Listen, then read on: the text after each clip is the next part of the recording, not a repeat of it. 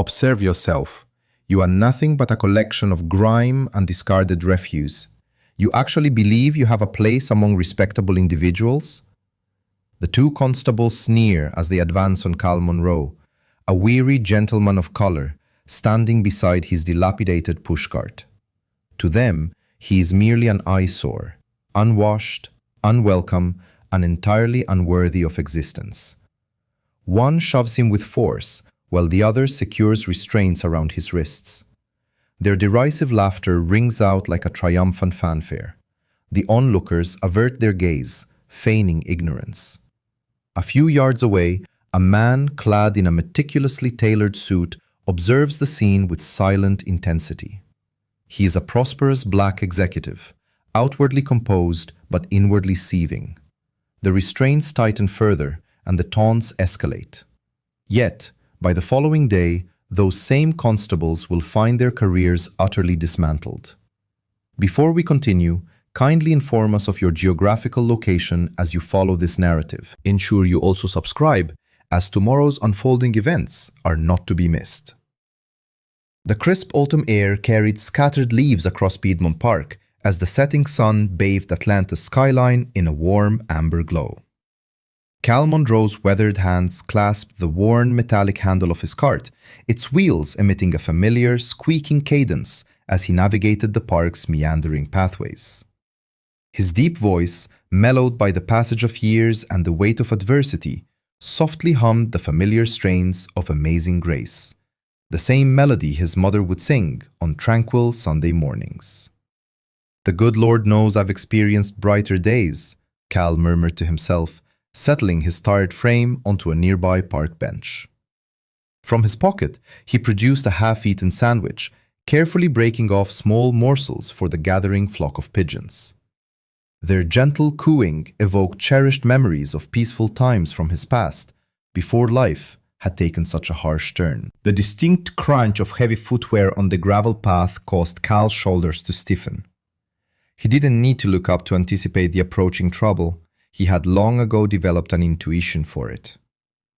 Two officers from the Atlanta Police Department drew nearer, their elongated shadows stretching across the ground like harbingers of misfortune. "Well, what have we here?" Officer Dalton Briggs's voice dripped with a mockingly sweet tone. His partner, Mark Denham, hung back slightly, shifting uncomfortably from one foot to the other. "Looks like we've stumbled upon a vagrant disrupting the peace," Denham added.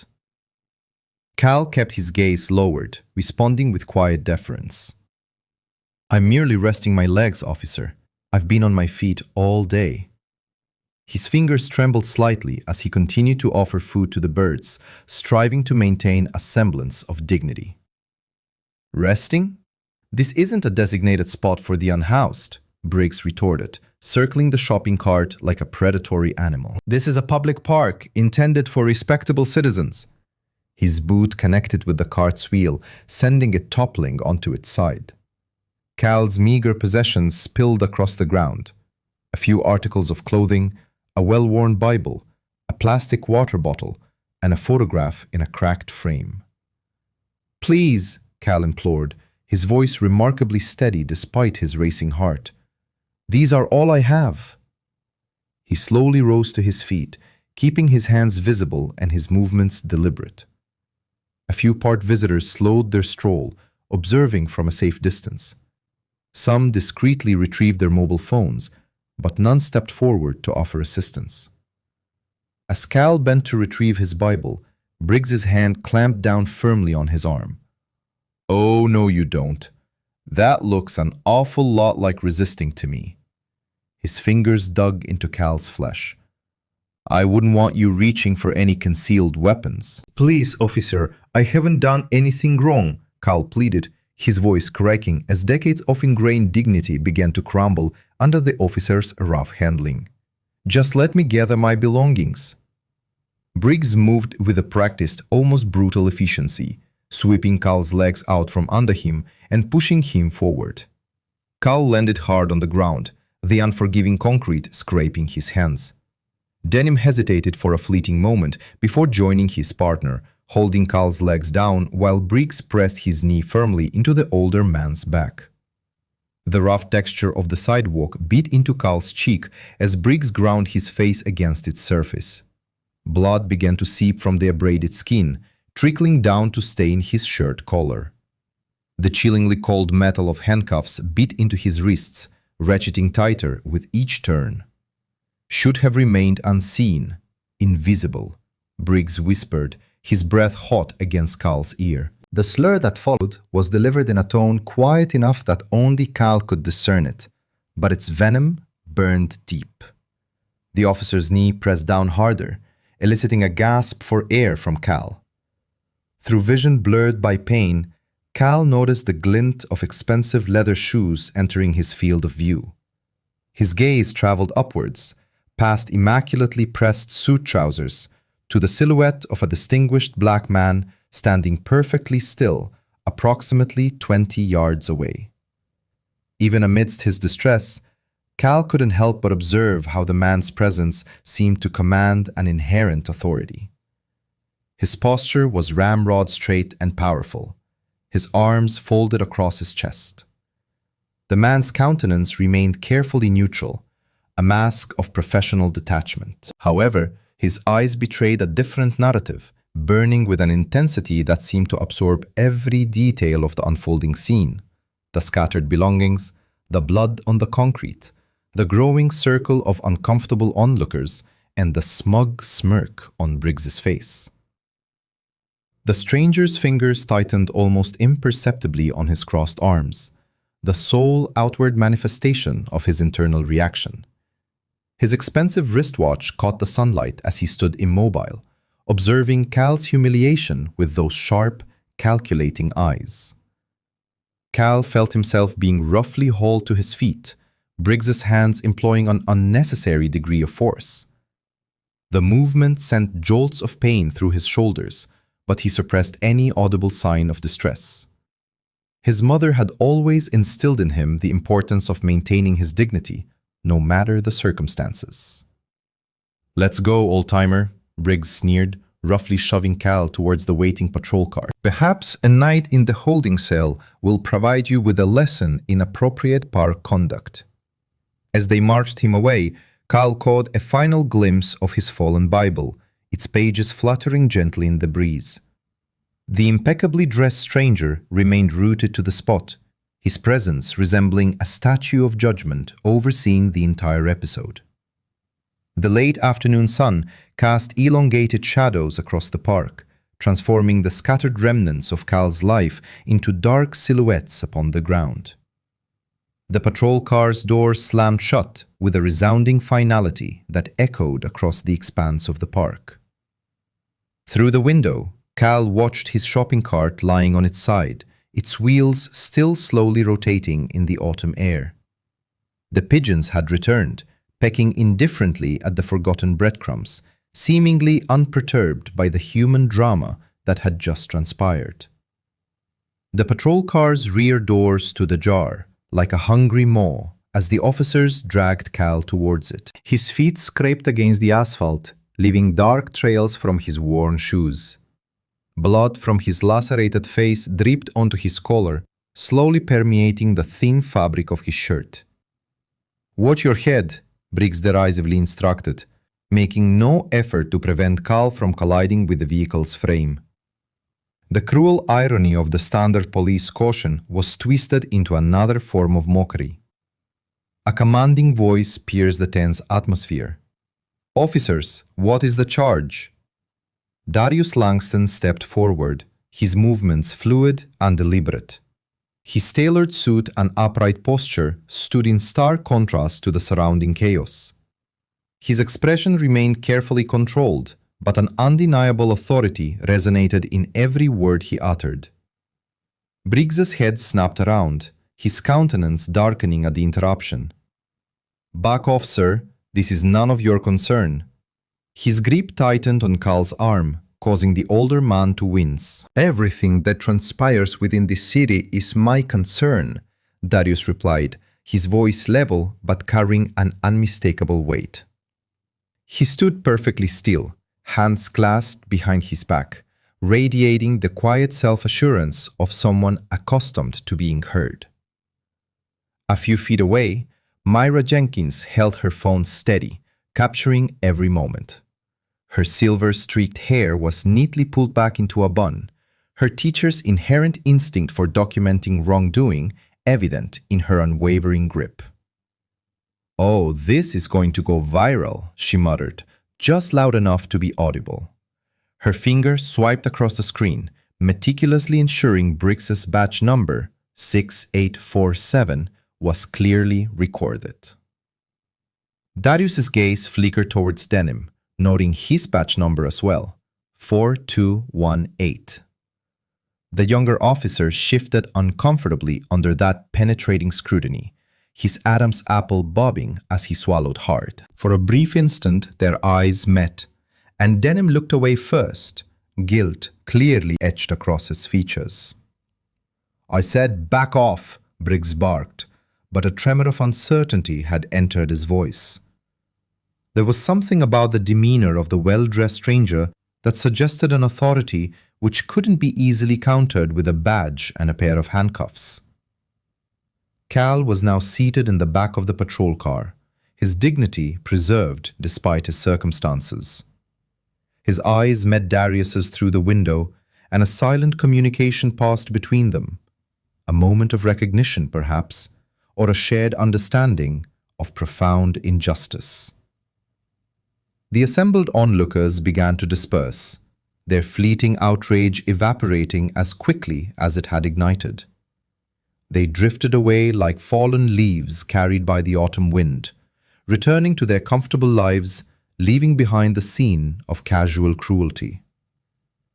The patrol car's engine rumbled to life. Briggs slammed his door with an unnecessary show of force, a final act of defiance against the observing stranger. The vehicle pulled away from the curb, conveying Cal into the encroaching twilight.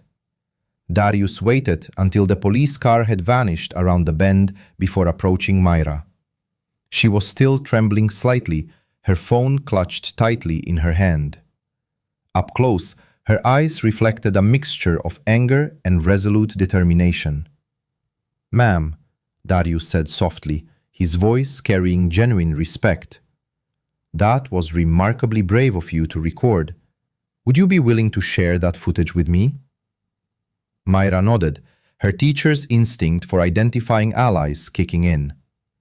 "They shouldn't be allowed to get away with this," she stated, her voice tight with emotion. "I've witnessed too much of this happening in our city."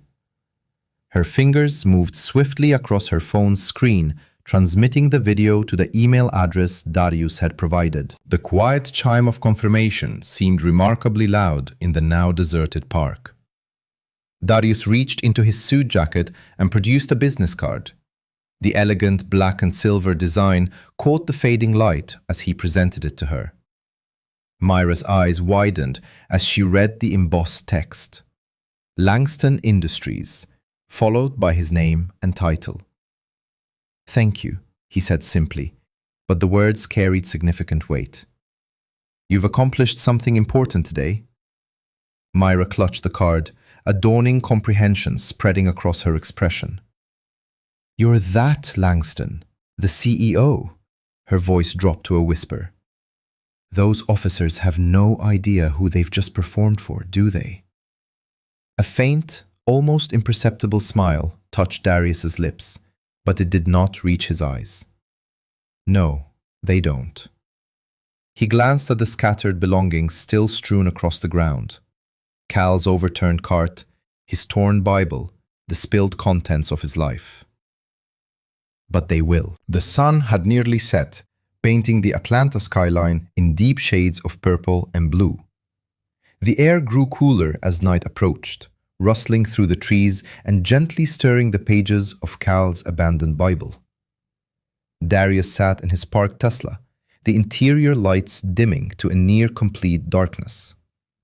The video played on his phone screen, casting a harsh glow across his features.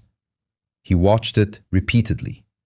The casual cruelty, the whispered insult, the blood staining the concrete. Briggs's self-satisfied smirk. Each detail seared itself into his memory. His finger paused the playback on a frame showing Cal's face pressed against the sidewalk. The parking lot surrounding his vehicle had emptied, leaving him alone with the damning evidence. In the quiet darkness, his whispered words carried the solemnity of a profound vow. Tomorrow, I will ensure they regret this. The morning light began to creep across Atlanta's skyline. However, the city was already abuzz. On thousands of mobile devices, tablets and computers, the same video played on repeat. A homeless black man forced face down on the sidewalk, blood seeping onto the concrete, while two officers stood over him like victorious conquerors. The footage, though shaky, was clear and spread like wildfire across social media platforms. Atlanta police brutality and justice for the homeless began trending nationwide. Each shared viewing ignited fresh outrage and spurred demands for accountability. Inside the CNN center, reporters huddled around monitors displaying the viral clip. The morning news anchor, Sandra Chen, leaned forward in her chair as the video played behind her. The incident occurred yesterday afternoon in Piedmont Park, she reported, her voice professionally modulated but tinged with palpable disgust. Sources confirmed the officers involved are Dalton Briggs and Mark Denham of the Atlanta Police Department. The footage paused, zooming in on a figure in the background, a well-dressed black man observing with arms crossed. The image was enhanced, sharpening his features. And here's where the story takes an unexpected turn, Sandra continued. Several social media users have identified this bystander as Darius Langston, CEO of Langston Industries.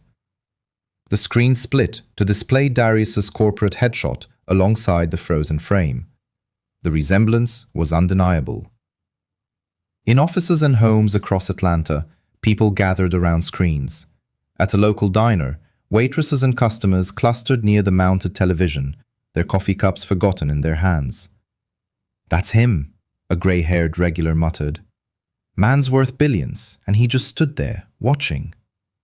"Watching and recording," the waitress corrected, pointing to her phone where she'd accessed Darius's latest tweet. "Look." The tweet was simple, yet explosive. "I witnessed injustice yesterday. I intend to make it right." The words reverberated through news cycles, with each network dissecting their implications. On Fox News, pundits questioned his motives. On MSNBC, analysts lauded his stance. Local Atlanta stations featured special segments on Langston Industries' history of community engagement. "This is unprecedented," a political commentator declared on ABC.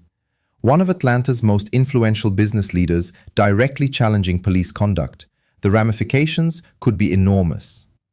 Inside the city jail, Cal Monroe sat on a hard metal bench, his body aching from the concrete floor where he had slept. The holding cell carried the pervasive scent of bleach and despair. His face throbbed where it had been pressed into the sidewalk, dried blood still crusting his cheek. A young officer, no more than 25 years old, approached with a paper cup of water. His name tag read, "Rod Grizz." He slid the cup through the bars, avoiding direct eye contact. "Here you go, sir," he said quietly. The inclusion of "sir" surprised Cal. He accepted the cup, the water lukewarm and tasting faintly of metal. "Thank you, son," he replied, his voice rough from thirst. He sipped slowly, conserving half for later. Experience had taught him that kindness in such places was a rare and carefully rationed commodity. Leaning back against the cell wall, Cal closed his eyes. "Always the same old story," he murmured, more to himself than to anyone else. "Different badges, same ending." Officer Rodriguez lingered, shifting his weight from foot to foot. "The videos are all over the internet," he said softly. "People are pretty angry about what happened." Cal let out a dry, bitter laugh. "People get angry all the time, young blood. Anger fades. The system remains the same." He gently touched his swollen cheek. "Tomorrow there will be another video, another victim, another round of thoughts and prayers." In the hallway, A door slammed. Rodriguez straightened, hurrying away as heavy footsteps approached.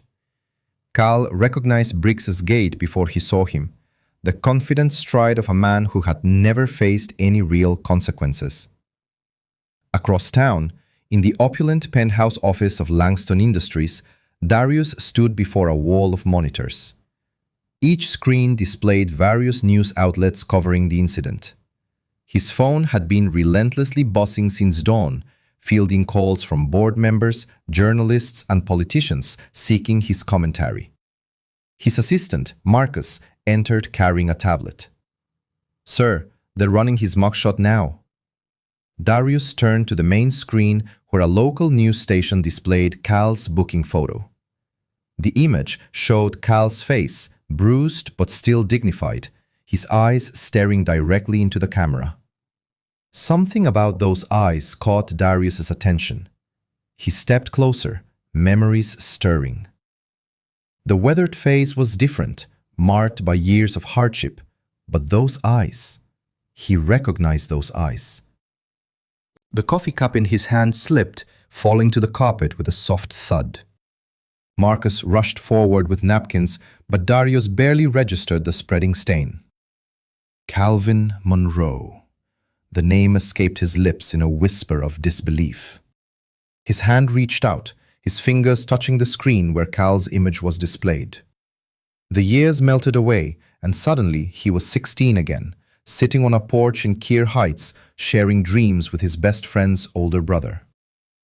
Marcus looked up from cleaning the spill. "Sir, do you know him?" Darius did not respond immediately. His gaze remained fixed on the mugshot, absorbing every detail of the face that had once been so familiar.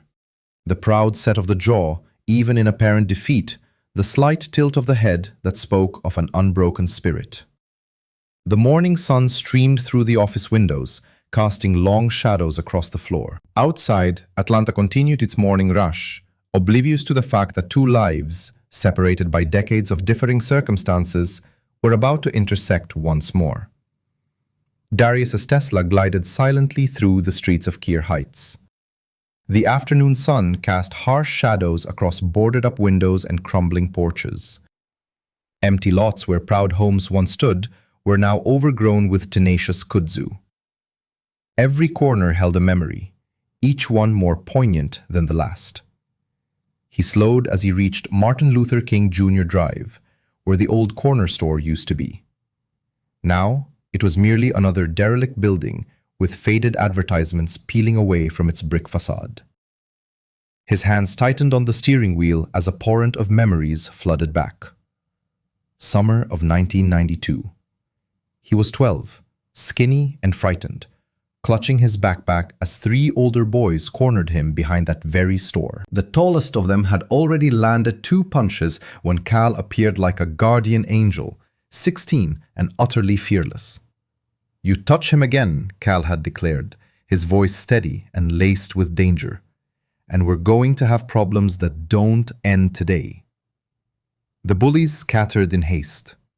Cal helped Darius up, checked his bloody nose, and bought him a grape soda.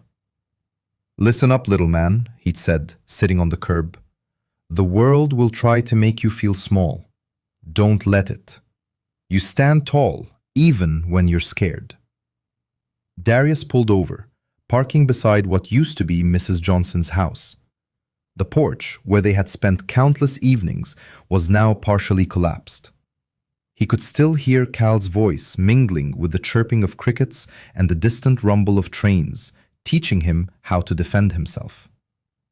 "Keep your thumb outside your fist," Cal had instructed, demonstrating the proper form.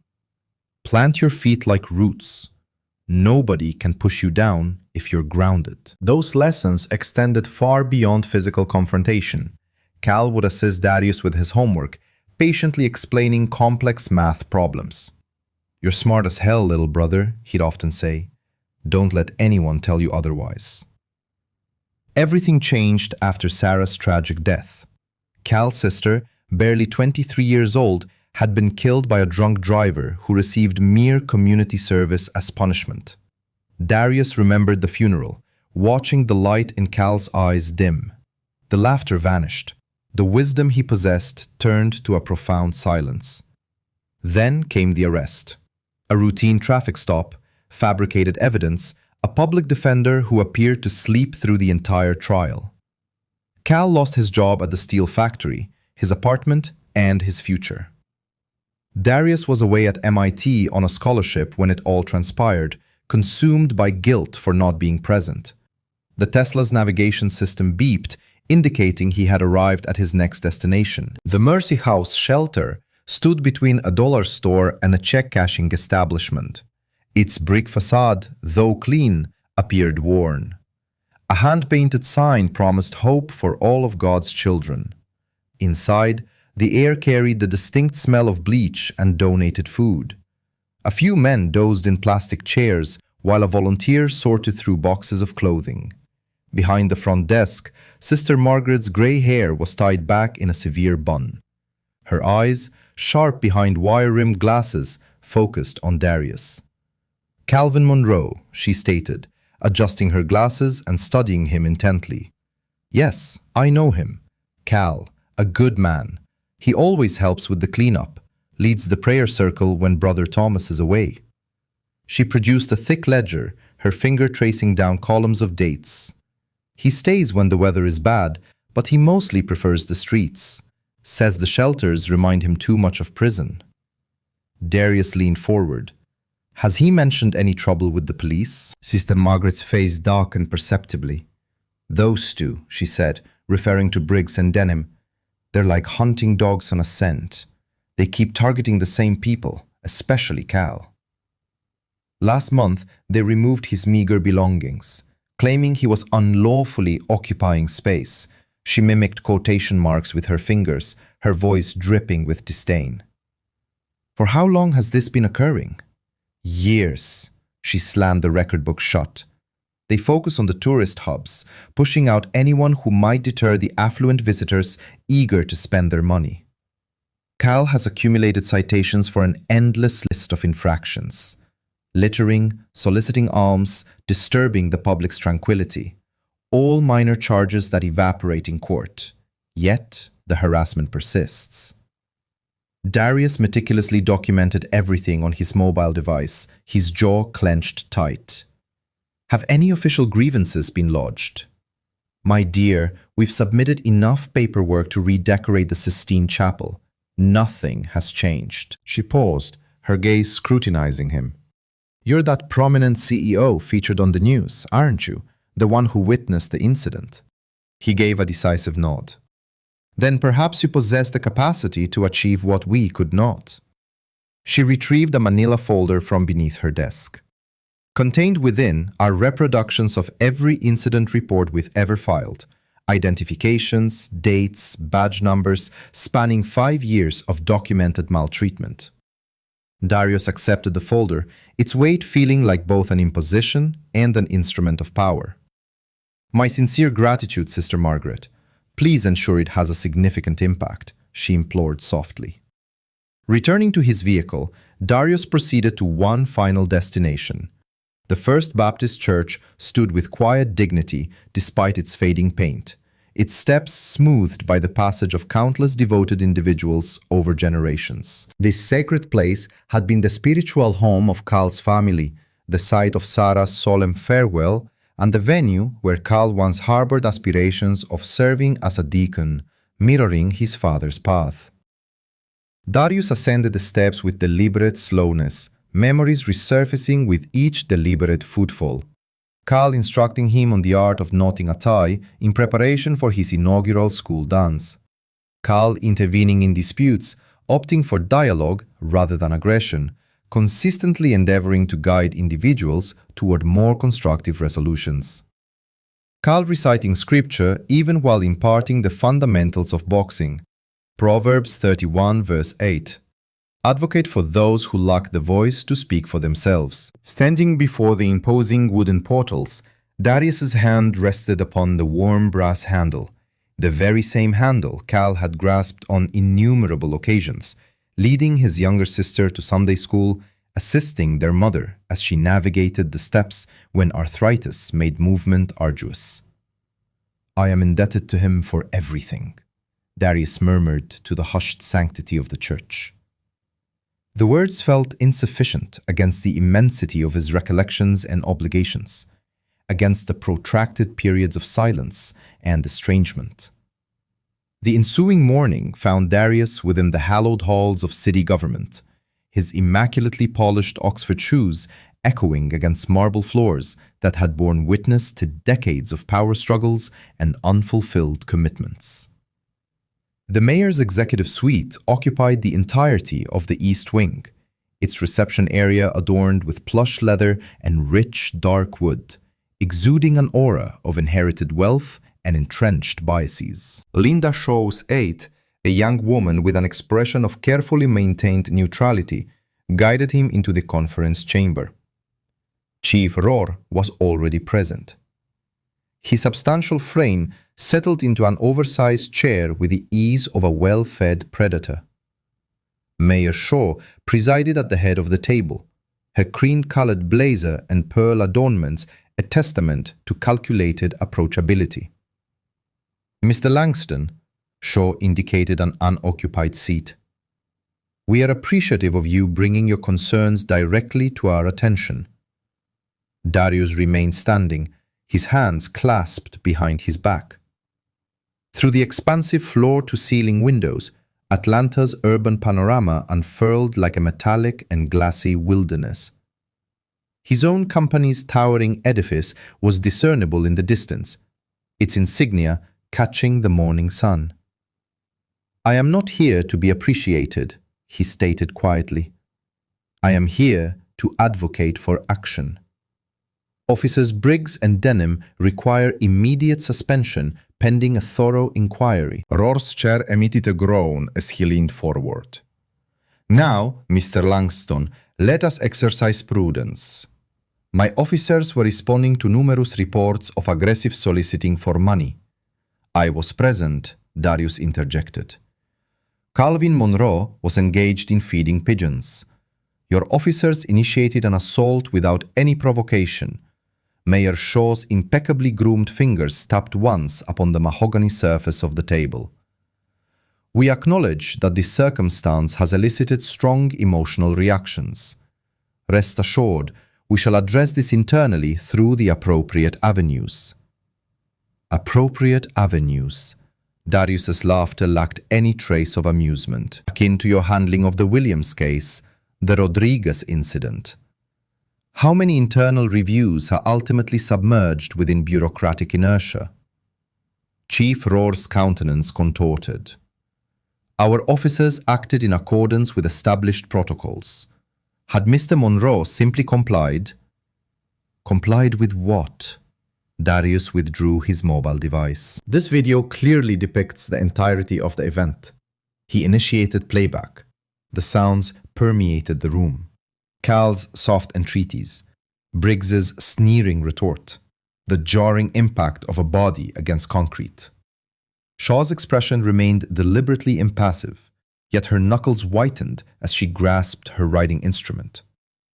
Rohr awaited the conclusion of the video, then emitted a dry, dismissive sound. Absent corroboration from body camera recordings, that video is legally inadmissible. It could be subject to alteration or manipulation. Even in its absence, it fails to present the complete scenario. The actual circumstances, Darius's voice descended to a dangerously low register. The context involves your officers deliberately targeting indigent individuals of color to ostensibly clear the tourist districts. I possess 5 years' worth of documented grievances. Grievances? Rohr gestured dismissively. From unreliable sources, individuals grappling with addiction, vagrants, persons with criminal records, individuals such as Cal Monroe, whose life was irrevocably ruined due to your department's fabrication of evidence. Mayor Shaw adjusted her posture. Mr. Langston, that constitutes a grave accusation, one that could be construed as defamatory. Are you issuing a threat? Not at all. Her smile was as frigid as glacial ice, merely highlighting that affluent business proprietors are not exempt from legal ramifications. particularly when they publicly disparage our law enforcement agencies. Darius placed both palms flat on the table, leaning forward. I shall simplify this matter considerably. Either you suspend those officers and initiate a genuine inquiry, or I shall file a civil rights lawsuit that will undoubtedly capture national headlines for an extended duration. You pursue that course of action, Roar's voice dripped with condescension, and we shall be compelled to scrutinize every facet of your involvement. Your association with Monroe, your company's employment practices, your personal affairs. It is remarkable what determined investigators can uncover. The implicit threat lingered in the air, akin to acrid smoke. Darius straightened with measured grace, adjusting his cravat. Do you know what I find truly astonishing? The swiftness with which you revealed your genuine disposition. You did not even attempt to feign a commitment to justice. Justice? Shaw's laughter was brittle. This is the realm of Atlanta politics, Mr. Langston.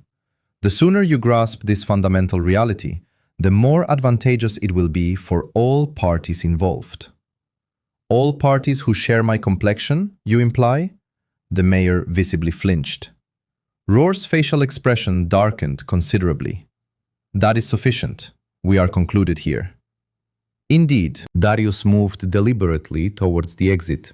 We most certainly are. He paused at the threshold, casting a final glance back at them. My mother consistently asserted, silence in the face of wrongdoing is itself a form of wickedness. I shall not remain silent, nor shall I cease my efforts until those officers are held accountable. The door closed behind him with a soft, decisive click that resonated like a gunshot. Hours later, within the precinct's subterranean level, Chief Roar located Officer Briggs engaged in agitated pacing between rows of filing cabinets. The younger officer's typically self-assured visage displayed unmistakable signs of apprehension. Sir, concerning the body camera recording, erase your logs. Roar's voice cut him off. All of them. I shall manage the remainder. However, internal affairs. We shall discover nothing beyond a series of technical malfunctions. Roar's smile was decidedly unpleasant. It is astonishing how unreliable these cameras can prove to be. Within the department's IT division, a technician named Morrison meticulously inputted commands into a terminal. His face was illuminated by the glow of multiple screens. Chief Roar's directives had been unequivocally clear.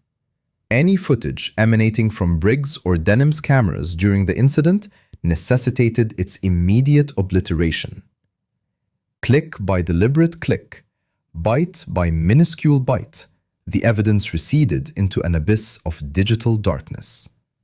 The irrefutable truth of what transpired with Cal Monroe in Piedmont Park became yet another spectral entity within the system, another narrative the apparatus would categorically deny.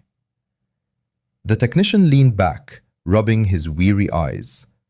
On his monitor, a simple confirmation message blinked.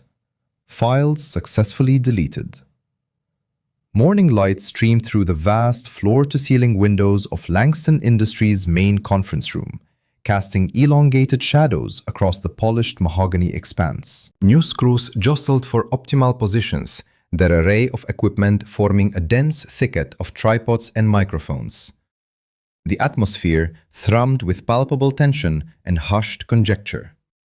Darius stood poised at the podium, his charcoal suit impeccable, his presence undeniably commanding. The company emblem positioned behind him seemed to pulse with each camera flash. He firmly grasped the edges of the podium, his gaze sweeping across the densely packed assembly of reporters, advocacy groups, and corporate representatives. I extend my sincere gratitude to all of you for attending this morning, he commenced, his voice measured and composed. Yesterday, I was a witness to an event that has deeply unsettled me. Not due to its shock value, but rather its sheer commonplace nature.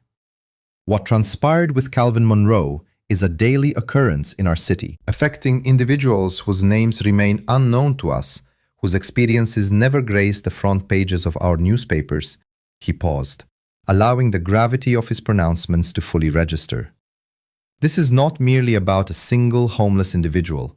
This is about every person of color who is systematically dehumanized under the guise of legal enforcement. Every soul deemed expendable by those entrusted with their protection. Every silent observer who averts their gaze, perceiving the cost of speaking out as too prohibitive. The room erupted in a cacophony of interrogations. Reporters bellowed over one another, their hands shooting upward like startled avians. Mr. Langston, are you alleging systemic racism within the Atlanta Police Department? Will Langston Industries pursue legal recourse? Do you have any comment regarding Chief Rohr's assertion that proper procedures were followed? Darius raised a hand, effectively quieting the chaotic clamor. Allow me to state this unequivocally. What I observed in Piedmont Park was not a procedure. It was an act of aggression. Officer Briggs and Officer Denim did not serve or protect. They subjected an unarmed man to brutalization, his sole transgression being his very existence, while simultaneously being impoverished and of African descent within a gentrified urban landscape. In the foremost row, Janet Rhys shifted with evident discomfort. Her designer attire and meticulously coiffed hair failed to conceal the nascent lines of concern etched onto her brow. She intently monitored the scrolling stock ticker symbols on her mobile device, each indicating a downward trajectory. The mayor's office maintains that this incident is undergoing an internal review, Darius continued. However, we are all familiar with the efficacy of internal reviews. They invariably become lost in bureaucratic labyrinths. Evidence inexplicably vanishes. Witnesses alter their testimonies, and fundamentally, nothing changes. A journalist from the Atlanta Journal-Constitution rose to their feet. Mr. Langston, your company's stock value has experienced a decline of 12 points since the market opened. Several significant shareholders have voiced apprehension regarding the conflation of corporate interests with political activism. How do you address this? Darius offered a subtle smile, yet his eyes remained unyielding. I meticulously constructed this enterprise from its nascent stages. From a modest single-room dwelling in Keir Heights, observing my mother labor through 3 distinct employment roles. From scholarship applications meticulously completed by the dim light of a candle, owing to the electricity being disconnected. The prospect of losing it all in the pursuit of truth does not instill fear in me. Janet's heel tapped an agitated rhythm against the floor. She observed board members in the rear of the assembly exchanging furtive glances, their palpable disapproval radiating across the expansive space. We demand immediate and decisive action, Darius's voice escalated, imbued with controlled fervor. The immediate suspension of Officers Briggs and Denham, the initiation of an impartial inquiry into the persistent pattern of harassment directed at our unhoused citizenry, and a comprehensive audit of all body camera recordings from the preceding 6 months. A fresh wave of questions surged through the room. Janet attempted to rise, striving to catch Darius's eye, but he remained impervious. To the municipal officials who are observing these proceedings, you may endeavor to intimidate me. You may attempt to suppress the truth, but you are incapable of halting the inevitable. For this matter extends far beyond the singular case of Calvin Monroe. It encompasses every individual who has ever been instructed to remain subdued, to diminish their presence, to become imperceptible. The cameras operated with frenetic intensity. Social media platforms were inundated with real-time quotations and video snippets. Hashtags swiftly began to trend. Justice for Calvin, Langston speaks, Atlanta cops exposed. As Darius retreated from the podium, Janet intercepted him, blocking his path to his private office. You are venturing into perilous political territory, she admonished in a sharp whisper, following him down the corridor. The board is incandescent with rage. Thompson Industries is threatening to withdraw their contractual agreements. You are jeopardizing everything. Darius halted, pivoting to confront her directly. Are you implying that I am jeopardizing your personal comfort? Your meticulously cultivated position straddling two disparate worlds? Janet visibly winced. That is unfair. My intention is to safeguard the enterprise you have painstakingly built. No, he stated softly. Your intention is to preserve the system that allows you to maintain the pretense of not being complicit in the problem. He departed, leaving her standing motionless, her expensive footwear firmly planted on the marble flooring. The day gradually yielded to evening. Darius remained seated in his executive office, observing the twinkling urban lights as they gradually illuminated the expanse below. His mobile device remained persistently active, buzzing with an incessant stream of messages, board members demanding emergency conferences, shareholders issuing threats of divestment, reporters clamoring for exclusive interviews. His assistant entered, bearing the evening editions of the newspapers. The headlines blared. Langston Industries CEO declares war on police. Stock plummets as tech giant embraces activism. Shareholders question leadership following controversial stance. As darkness enveloped Atlanta, Darius's phone vibrated one final time. An unfamiliar number appeared on the screen. The message was stark and concise. They are observing you. Exercise caution. He placed the device face down on his desk, his gaze fixed upon the city he believed he understood. Somewhere beyond this illuminated cityscape, Cal languished in a detention cell. Somewhere, Briggs and Denham were likely reveling, convinced of their absolute immunity. Somewhere, the truth was being systematically buried, one deleted digital file at a time. The metropolis sparkled beneath him, a breathtaking yet fundamentally corrupt entity, a labyrinth of power and privilege where justice became tragically lost within the shadows cast by colossal skyscrapers. However, Darius possessed prior experience navigating such complex mazes. He had meticulously constructed his commercial empire by mastering every obscure alleyway and clandestine ingress. Now, he intended to leverage that acquired knowledge to dismantle the edifices of silence, brick by painstaking brick. The downtown office building appeared derelict, its brick exterior weathered and its windows obscured by the accumulated grime of the city. An ideal sanctuary for an individual who preferred an existence shrouded in anonymity. Darius pushed open the creaking door. The immediate olfactory sensation was a potent mixture of stale coffee and cigarette smoke. Ray Coleman's operational space occupied the third floor, a chaotic chamber lined with filing cabinets along every perimeter. The proprietor himself was seated behind a desk that bore the unmistakable patina of decades past, his dark complexion weathered by years of nocturnal endeavors and the revelation of grim truths. "Darius Langston," Ray stated, refraining from rising. "I anticipated your eventual arrival. Your reputation precedes you, Mr. Coleman." Darius settled into a chair that protested audibly under his weight. A former detective, compelled to depart after exposing malfeasance within the narcotics division. Now you specialize in cases that the department historically suppressed.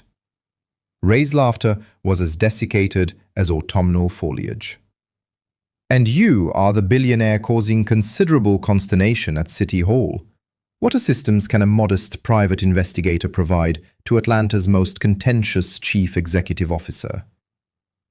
Darius placed a substantial envelope upon the desk. "I require all pertinent information concerning Officers Briggs and Denham. Every complaint, every incident report, every witness deposition that has been deliberately omitted from official records." "That constitutes venturing into perilous territory." Ray leaned forward, his gaze sharp and penetrating. "Those dossiers have a propensity to inflict harm upon individuals. I am already within their crosshairs. Perhaps it is prudent to ensure this endeavor yields a significant outcome." Ray opened the envelope, emitting a low whistle at the substantial retainer check enclosed. "For this level of remuneration, I shall meticulously unearth their kindergarten report cards." Over the ensuing days, Ray's investigation unearthed a deeply disturbing pattern. Complaints alleging brutality by Briggs and Denham extended back for numerous years, predominantly targeting indigent individuals of color and consistently dismissed by Internal Affairs. The same detective endorsed each dismissal, Lieutenant Marcus Shaw, the mayor's brother-in-law. Within Ray's office, documents blanketed every available surface. Photographs, official reports, transcribed testimonies, an extensive paper trail documenting systematic cruelty. Observe this recurring pattern. Ray indicated a map adorned with numerous red markers. They meticulously target specific geographical zones, primarily tourist destinations, neighborhoods undergoing gentrification, locales where affluent Caucasian residents prefer not to encounter individuals experiencing homelessness. Darius studied the compiled evidence, his jaw tightening. How many individuals have been victimized? A minimum of 30 documented instances, and likely hundreds more who never filed official reports. Ray extracted a thick file. But here is the most significant revelation. Do you recall the narcotics-related apprehension that irrevocably damaged Cal's reputation? Can you surmise who conducted the arrest? Briggs, Darius breathed, even before he had obtained his detective's badge. The evidence presented was questionable. The witness testimonies contained inconsistencies, yet Shaw expedited the process nonetheless. Darius's mobile device vibrated. A text message from his security detail. Cal had been released on bail and subsequently transferred to a secure location in Buckhead. Continue your investigation, Darius instructed Ray. I require every detail. Delve into every clandestine corner, uncover every concealed transgression. The secure residence was situated a considerable distance from the main thoroughfare, artfully concealed by ancient oak trees. Within its confines, Cal Monroe was seated at a kitchen table, attired in clean garments that still bore the crisp creases of retail purchase. His countenance displayed fading contusions, yet his eyes retained the same quiet dignity Darius recalled from their shared childhood. They regarded each other across a chasm of decades marked by silence. You appear different, Cal commented at length. That suit probably cost more than I earned in an entire year at the factory. You look precisely the same, Darius responded. You still possess Mom's Bible verses etched within your gaze. Cal emitted a rough, emotion-laden chuckle. Why do you concern yourself now? All these years, all those nights spent beneath bridges, in shelters. Why now? Darius sat down heavily. Because I failed to do so back then. I departed, achieved professional success, and convinced myself I would return and rectify matters. However, I continually postponed, awaiting the opportune moment, the correct methodology. In the interim, you endured it daily. Endured it. Cal's voice faltered.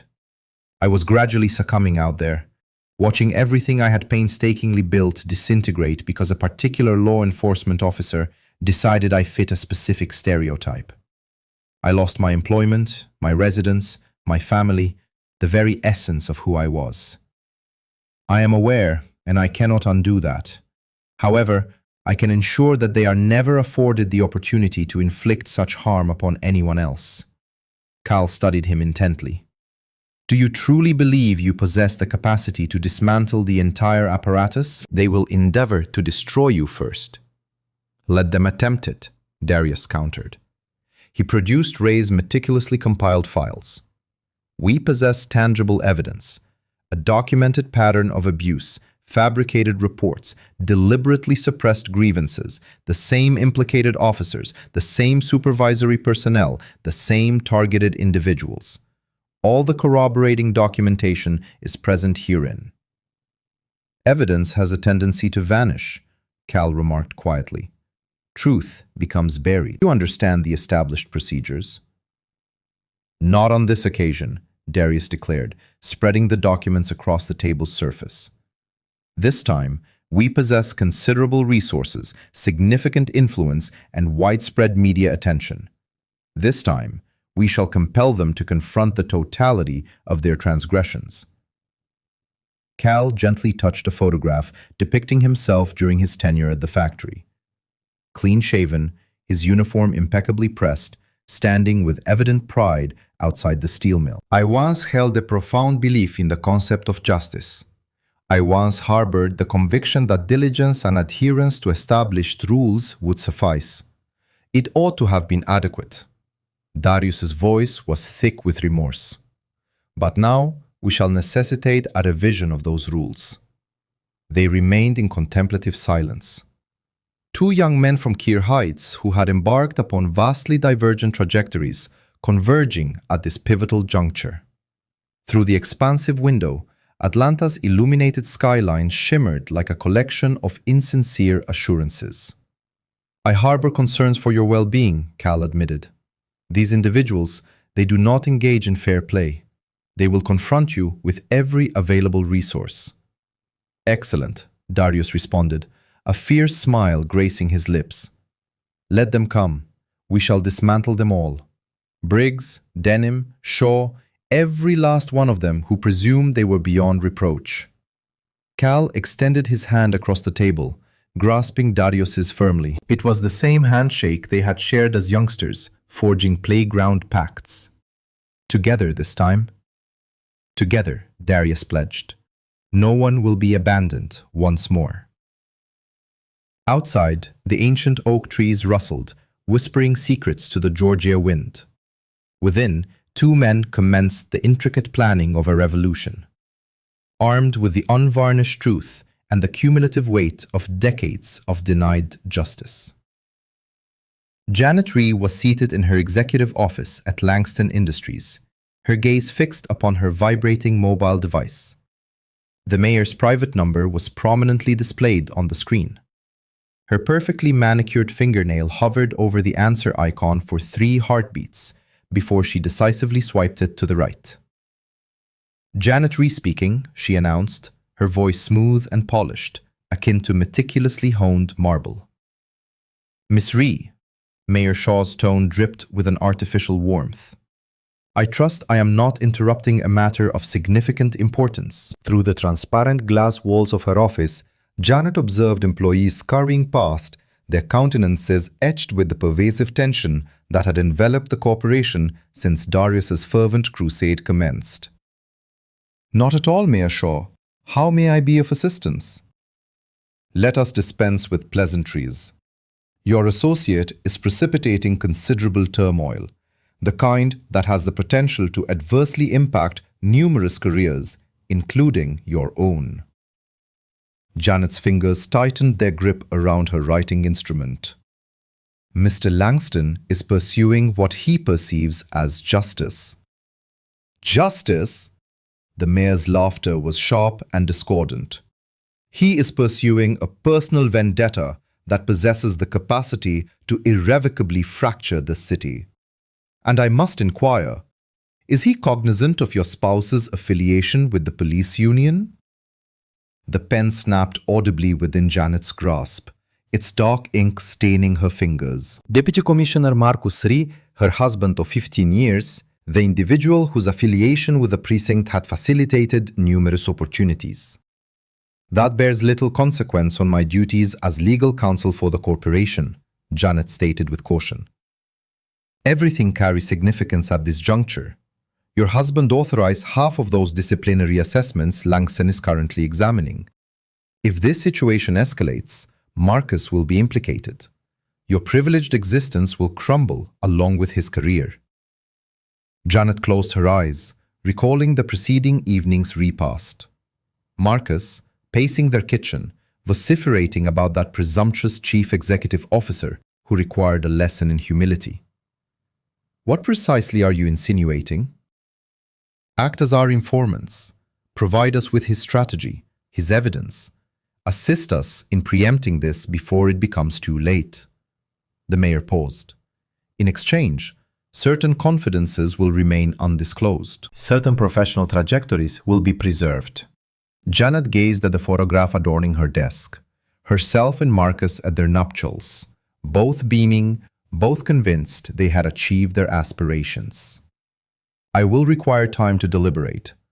Time is a luxury we do not possess. Make your decision. The connection terminated abruptly. Janet remained motionless, observing her reflection in the window pane. A successful African-American woman clad in designer attire. Tangible proof that the system could function if one conformed. But whose system was it, truly? Her computer emitted a soft chime, a video transmission from the police department's public relations division, Officer Briggs's official statement. She initiated playback. Dalton Briggs was seated before the camera, resplendent in his ceremonial uniform, insignia polished to a gleam. His countenance was meticulously composed to convey an approximation of remorse. "I wish to address the recent occurrence in Piedmont Park," he commenced, his voice unwavering. "Maintaining order sometimes necessitates difficult choices. I regret the perception of events by the public. My service record attests to my commitment to this community." The recording continued to capture footage beyond the formal declaration. Briggs's carefully constructed facade faltered, a faint smirk playing on his lips as he loosened his collar. "How was that? Think those bleeding hearts will fall for it?" A disembodied laugh echoed. "Perfect, man, a real tear-jerker." Janet terminated the video, a wave of revulsion washing over her. Her phone vibrated once more, a text message from Marcus. "Make the correct decision," she mused, recalling Darius, his impassioned discourse on justice, his promises to reform the system. Yet, systems did not readily reform themselves. They ensnared those who attempted to alter them. Her computer held the entirety of their operational data. Legal strategies, witness rosters, Ray Coleman's findings. A single encrypted file held the potential to irrevocably alter the situation. Janet's fingers danced across the keyboard, navigating through secure directories. The mayor's private electronic mail address was already a saved contact. She hesitated one final instant, her cursor poised above the send command. A recollection surfaced. Her inaugural case as a civil rights attorney, defending a young African-American man unjustly accused by that very police department. She had believed in justice then, believed she could effect change from within. Now, she was the inside, and it was transforming her. The file was attached. Her finger depressed the send button before she could second-guess herself. The act of betrayal required less than 30 seconds to execute. Outside her office, Darius walked past, deeply engrossed in a discussion with Ray Coleman. He met her gaze, offering a nod of respect, still trusting, still believing she was an ally in his cause. Janet forced a smile, even as her screen confirmed the encrypted file's successful transmission. She had opted for self-preservation over righteousness, comfort over valor, precisely as she had been doing for years.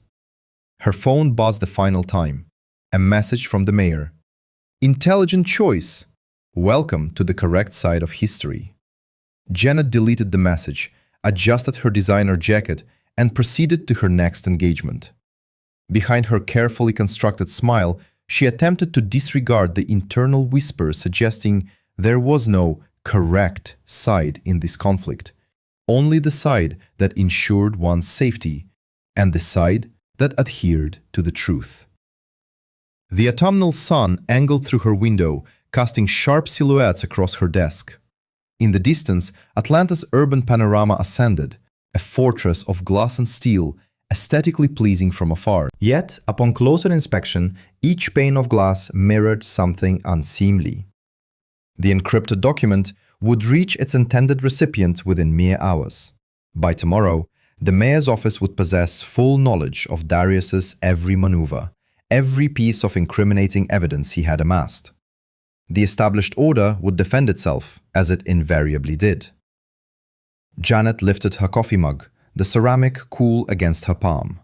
The liquid within had turned tepid, its flavor soured by the passage of time and regret. The morning's lead headline struck with the force of a blunt instrument. Justice fabricated. A chief executive officer implicated in the purported bribing of a destitute individual to orchestrate a police setup.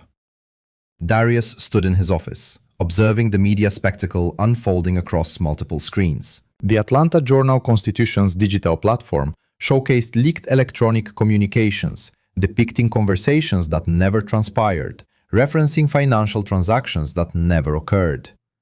Mr. Langston collaborated with Calvin Monroe weeks prior to the incident, one news outlet reported.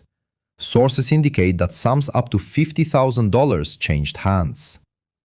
His phone relentlessly vibrated. Reporters swarmed the Langston Industries lobby like ravenous predators. Security personnel were compelled to form a human cordon to escort him into the building. Janet burst into his office, clutching a tablet. "Darius, have you reviewed every detail?" His voice was frigid. He scrutinized her expression, searching for any indication of culpability, but her veneer of concern was impeccable. "This is gravely serious," she declared, pacing. "Nike has just rescinded their contract. Microsoft is reassessing our partnership. The board is demanding an emergency session." Darius turned towards the expanse of windows, offering a panoramic view of Atlanta. The cityscape glittered under the morning sun, both alluring and perilous. "They are disseminating falsehoods. The electronic correspondence appears authentic, Darius. They possess bank transfers, meeting agendas. I maintain they are fabricating the truth." His reflection revealed an unyielding resolve in his eyes. "And you are aware of this?" A rap at the door interrupted their exchange. Myra Jenkins entered, her characteristic academic composure replaced by palpable distress. "I arrived as soon as I saw the news." Janet's phone buzzed. "The board is awaiting your arrival. They require explanations." "Grant me a moment with Miss Jenkins," Darius requested. Janet hesitated, then departed, the sharp click of her heels punctuating her exit. Myra waited until the door had fully closed. "You have been manipulated, my dear. Someone within your organization provided them with all the necessary intelligence." "I understand," Darius conceded, loosening his tie. "But how did they fabricate those electronic communications, the timestamps, the metadata?" "Does it truly matter? They are dismantling you to safeguard themselves." Myra's tone softened. "Perhaps it is time to disengage, to fight another day." As if by prearrangement, Cal entered, his visage contorted with concern. This has escalated beyond reason. They are portraying you as some sort of puppet master, utilizing me to instigate racial unrest." "Let them depict whatever narrative they choose. The truth remains the truth." "Man, look at the situation you're in." Cal gestured towards the screens, emblazoned with accusations, his company hemorrhaging funds, his reputation in tatters. All for what? Some broken-down nobody who... Darius turned, his eyes blazing. "Do not dare refer to yourself as a nobody. That is their strategy. To convince us we are insignificant, so we will accept any mistreatment." More phones buzzed. More headlines flashed. Twitter erupted with speculative theories. Conservative commentators decried it as a financially motivated provocation of racial tensions. Liberal publications questioned whether they had been deceived. "They are going to ruin you," Cal whispered. "Walk away, please." Darius approached his desk and opened his laptop. "If they intend to bury me, I will unearth the truth alongside me." His fingers flew across the keyboard, delving into server logs, access records. 20 years of technical expertise had imparted a singular lesson. Data invariably leaves behind traces. "What are you seeking?" Myra inquired. "The breach must have originated from within. Someone with high-level authorization to our secure servers." His gaze narrowed as he focused on the screen. "Someone who is fully cognizant of our plans." The room grew hushed, save for the rhythmic tapping of his keys. Cal observed with apprehension. Myra stood as a sentry guarding the entryway. Then Darius discovered it. The metadata signature appended to the disseminated files, the encryption key utilized for their transfer, all pointing to a singular origin. His fist struck the desk with force, scattering papers. Janet! She is complicit! The betrayal stung more acutely than the public accusations. Janet, who had occupied this very office strategizing their legal approach, who had known of his childhood with Cal, of the years of police harassment, of the entirety of their struggle. I placed my trust in her, he stated softly. I believed she comprehended. She comprehends perfectly well, Myra responded. She simply selected the opposing faction. Cal retrieved the fallen newspaper, its headline now bearing a grim irony. Langston's Crusade, Justice or Deception? So, what is the course of action now? Cal inquired. They possess your legal counsel, your standing, half your enterprise. Darius straightened his tie, smoothed his jacket. Now, we demonstrate to them the true meaning of manipulation. His phone buzzed again, the board demanding his presence. Outside, reporters continued to circle like carrion birds. The mayor's office had already issued a statement denouncing this attempted coercion of public servants. The system was consolidating its defenses, precisely as it always did. However, this time, it had committed a critical error. They mistakenly equate wealth with influence, Darius remarked, gathering his files. They are about to discover the distinction. Myra placed a hand on his arm. Be cautious. Cornered creatures strike most ferociously. Excellent. His smile was as sharp as fractured glass. I want them to strike. Every reprisal leaves a trace. Every falsehood leaves a trail. He glanced one last time at the city skyline, recalling the boy he once was. The lessons Cal had imparted regarding resistance. The system presumed it could vanquish him with fabricated electronic mail and media distortion. They had overlooked what rendered him formidable. It was not his fortune. It was his recollection. The memory of every indignity, every injustice, every instance the system revealed its true character. The board was awaiting. The vultures were circling. And Janet was about to learn that betrayal, like all else, left a digital imprint. The police precinct loomed against the somber afternoon sky, its brick facade as uninviting and austere as a penal institution. Darius adjusted his suit jacket, disregarding the persistent throbbing in his temples from a night devoid of sleep. News vans lined the street, their cameras already in operation. Mr. Langston, the reporters bellowed, any statement regarding the bribery accusations? He strode past them, his gait imbued with purpose. The department's glass portals parted with a hiss. Inside, the fluorescent illumination cast stark shadows upon faces that turned to regard him, some with curiosity, others with animosity. At the reception desk, Officer Chen's eyes widened. Sir, may I assist you? I require an audience with Chief Rohr. Darius's voice resonated across the lobby, alluding to the missing body camera recordings and falsified arrest documents. Heads swiveled and mobile devices emerged to capture footage. Behind the desk, Chen reached for his radio, but Dalton Briggs was already approaching, his characteristic smirk distorting his features. Well, well, if it isn't Atlanta's most notorious rabble-rouser. Briggs positioned himself directly in front of Darius, arms crossed. Come to offer an apology for that little public relations maneuver? I demand access to the original arrest logs, Darius countered, mirroring Briggs's posture. The authentic ones, not some sanitized version you submitted. Additional officers congregated, forming a loose semicircle. Someone was broadcasting live. Excellent. Do you possess a warrant? Briggs's smirk broadened. Or did you assume flashing your platinum card would suffice? Those records are publicly accessible. Darius produced his phone and initiated a recording. Unless you're admitting there is something to conceal, Briggs advanced, encroaching upon Darius's personal space. His breath carried the scent of coffee and malice. You believe your wealth alters your identity in our eyes?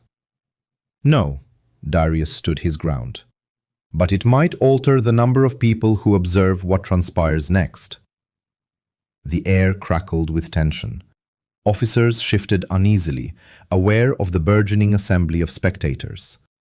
Through the glass doors, additional news crews had gathered. Final opportunity, Darius stated calmly.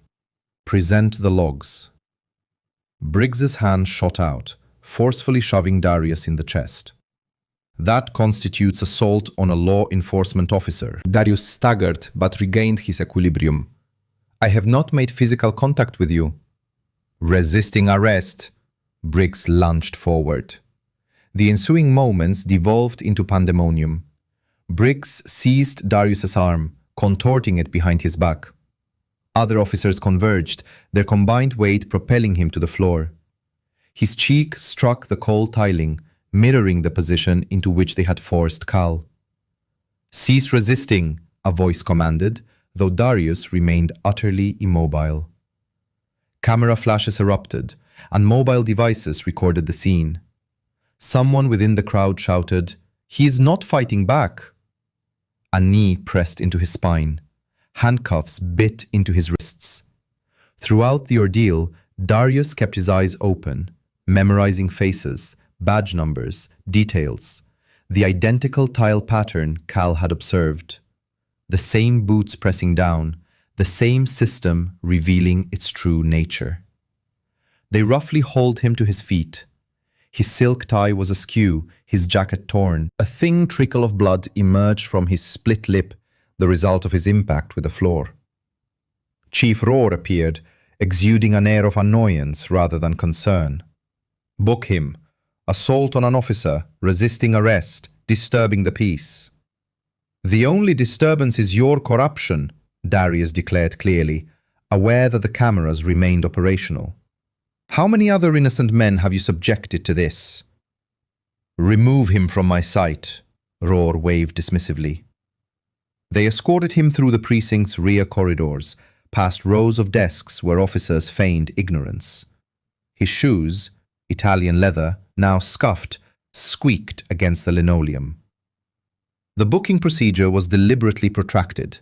Each step was prolonged to maximize the humiliation. Fingerprints, mugshot, personal effects catalogued and bagged. Rolex, the booking officer drawled. Very impressive. I trust it will remain secure in storage. Darius remained silent. Let them display their pettiness. Every sarcastic remark, every unintentional rough handling, all served to validate his point. They led him to a holding cell permeated with the odor of bleach and despair. The same cell where they had likely confined Cal. The same flickering fluorescent bulb casting shadows through the bars. Enjoy your stay, Briggs taunted as they secured the door. Perhaps now you will learn your place. Rohr materialized later, standing outside the cell as if observing an exhibit at a zoo. You understand, Mr. Langston, all of this could have been averted. A gentleman in your standing ought to possess better judgment than to disrupt the established order. Darius sat on the metal bench, his injured lip throbbing in rhythm with his heartbeat. A gentleman in my position has a duty to confront injustice. Injustice? Rohr scoffed. Observe your surroundings. This is justice. This is the consequence for those who fail to recognize their designated role. My role? Darius touched his bleeding lip. Is this what you inflicted upon Cal? An attempt to teach him his place? That ne'er-do-well, Rohr's expression hardened. He should have remained an unseen entity, just as you should have remained ensconced in your ivory tower with your investors. He turned to depart, then paused. You are entitled to one telephone call. I advise you to utilize it to contact your board. Explain why their chief executive officer is spending the night incarcerated. The cell door clanged shut. Footsteps receded into the distance. Darius gazed at the flickering bulb overhead, its unsteady luminescence mirroring the tremor in his lip. The holding cell was silent, save for the hum of the light and the distant sounds of the precinct's routine activities. Life continuing, as if no extraordinary event had occurred, as if this were all considered normal. His hands clenched. Blood dripped onto his ruined silk tie. "I am not finished," he whispered to the empty confines. While Darius remained confined across town, Cal jolted awake on an unfamiliar sofa. Sweat beaded on his forehead, his heart pounding from another nightmare depicting concrete pressing against his face. The apartment was modest but tidy. The walls were adorned with protest placards and news clippings. Morning light filtered through sheer curtains. "You are secure," a woman's voice emanated from the kitchen. "You have been unconscious for nearly 12 hours. Tasha Green emerged, bearing 2 steaming mugs. Her braids were swept into a disheveled knot, dark circles beneath her eyes suggesting a lack of sleep. She handed Cal a cup of coffee. "How?" Cal's voice was hoarse. "How did I arrive here?" "I found you wandering near 5 Points last night." She settled into a worn armchair, a laptop resting on her knees. "After they apprehended Darius, I surmised they would come searching for you next." Cal's hands trembled around the mug. "Darius is incarcerated." Tasha pivoted her laptop to display the viral video. Darius forced to the ground in the same manner they treated Cal. The footage had already garnered millions of views. "I have been live streaming about your case for days." She gestured towards her improvised recording apparatus in the corner. Ring lights, microphones, a backdrop covered with Justice for Cal posters. "People are paying attention. They are finally witnessing the true actions of these officers." Cal placed his coffee down, his shoulders hunched. "Witnessing is not equivalent to effecting change. They will suppress this as they suppress everything else." "Not this time." Tasha accessed an encrypted folder on her laptop. "I possess something they cannot suppress." She played a recording, the shaky voice of a young officer detailing how Briggs and Denim routinely targeted indigent African American men, planting fabricated evidence and falsifying reports. How Chief Rohr protected and rewarded them. "That is merely the beginning," Tasha stated. "I have 3 additional whistleblowers prepared to testify." A knock at the door caused them both to freeze. Tasha grabbed her phone, ready to initiate recording, but relaxed when a familiar voice called out. "It's Rai. I have the files." She admitted Ray Coleman. The private investigator appeared as weary as the rest of them. He carried a substantial messenger bag, which he carefully placed on Tasha's cluttered coffee table. "Darius anticipated they would eventually target him," Ray explained, retrieving a sleek external hard drive. "He instructed me to compile everything weeks ago. Internal memoranda, deleted body camera footage, financial records indicating payoffs." Cal leaned forward. "Are you suggesting Darius orchestrated this?" "Not the arrest," Ray clarified, "but he foresaw their attempt to silence him. He ensured the truth would emerge even if they succeeded in detaining him." Tasha connected the drive to her laptop. Documents cascaded across the screen, numbering in the hundreds. Evidence of years of systemic abuse, all meticulously documented. "Observe this," she whispered, opening an email exchange. Rohr instructing officers to target specific neighborhoods, ordering them to sanitize the streets prior to significant events. "That is where they apprehended me," Cal stated softly. "The week before the Super Bowl. They declared I was detrimental to tourism." Ray produced additional files, printouts of text messages between officers boasting about assaults, photographs of fabricated evidence, spreadsheets detailing unofficial arrests. They believed themselves to be beyond reproach, Ray remarked. They grew careless, leaving trails. Tasha's fingers flew across her keyboard, organizing the evidence into distinct categories. We must release this strategically, construct the narrative incrementally. People need to comprehend, Cal asserted, his voice gaining strength. This is not solely about Darius or myself. It concerns every individual they have harmed. They labored throughout the morning, Tasha crafting compelling social media threads while Ray meticulously verified sources.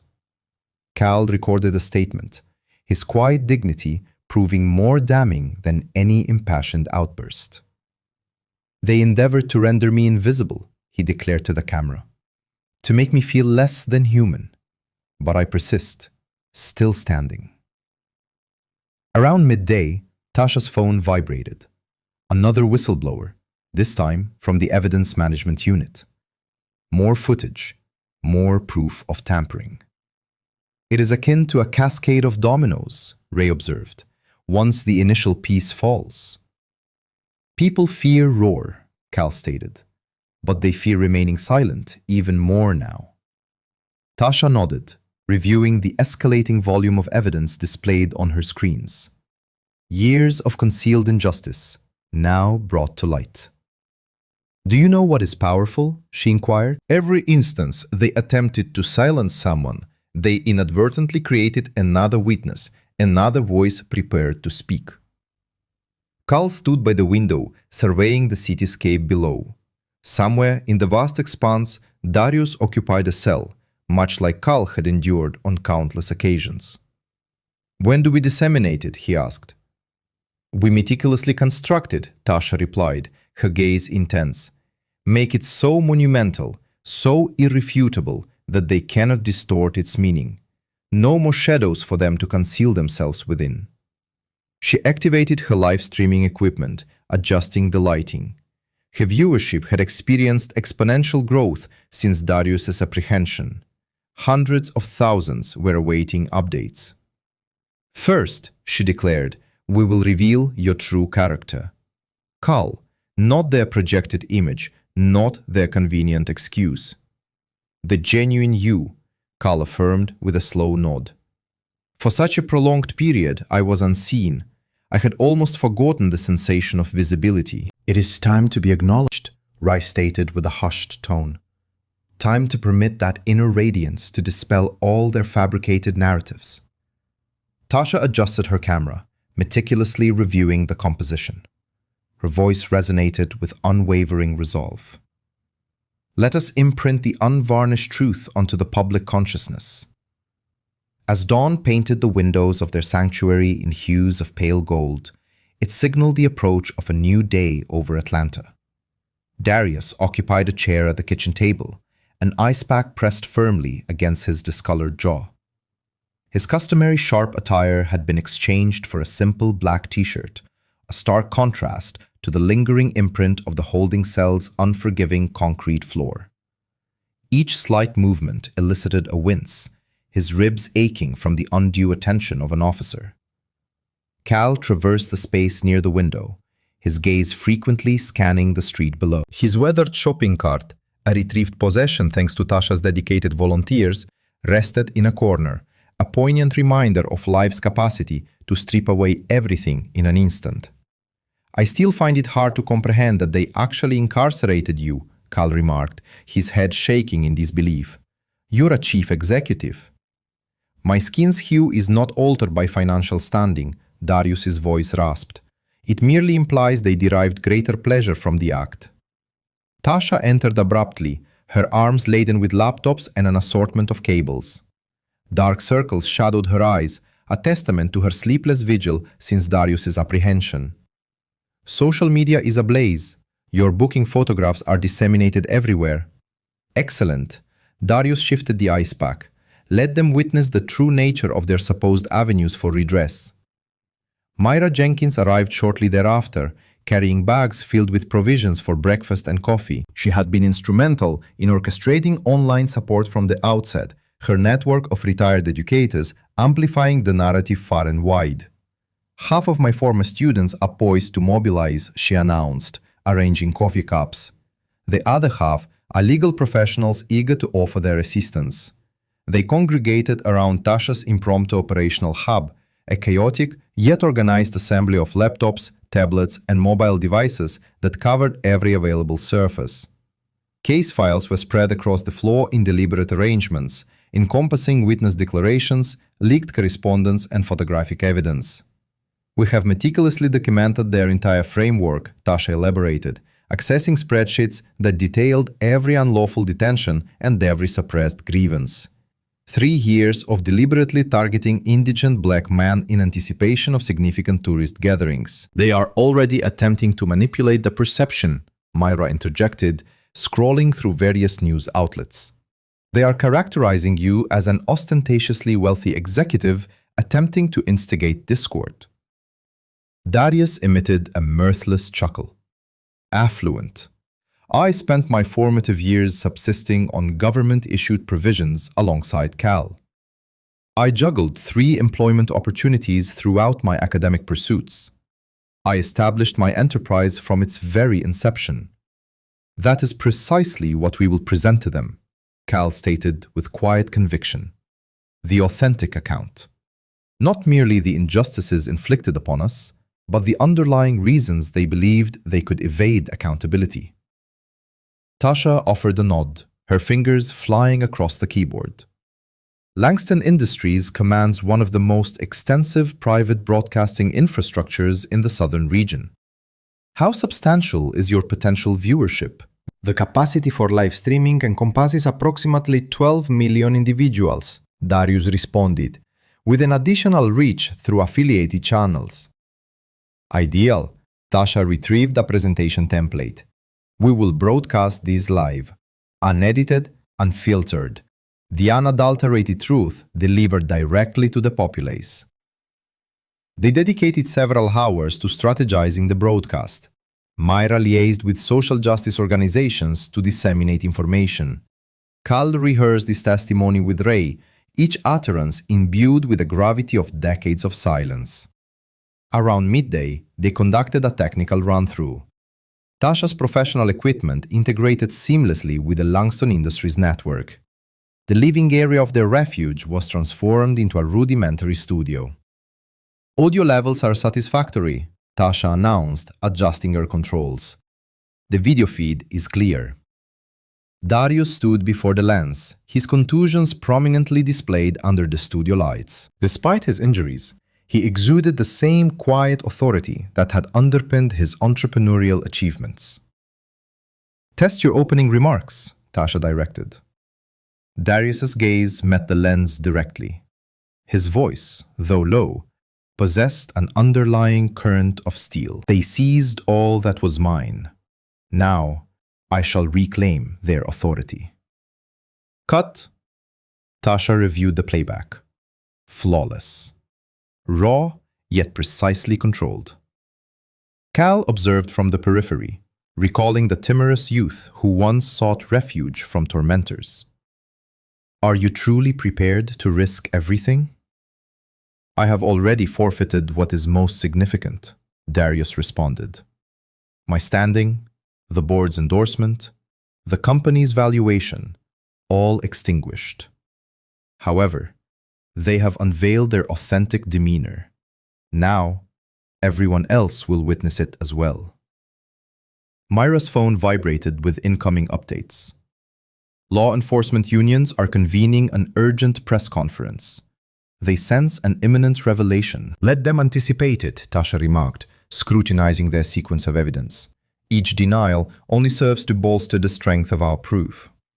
They continued their work through lunchtime, meticulously refining their presentation.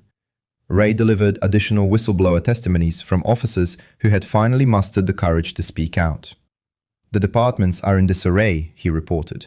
Internal Affairs has made unannounced visits. Roars is shredding documents. It is too late, Tasha smiled, patting her hard drives. We possess it all. The afternoon sun cast elongated shadows through the windows as they finalized preparations for the subsequent day's broadcast. Each individual was acutely aware of their designated responsibilities.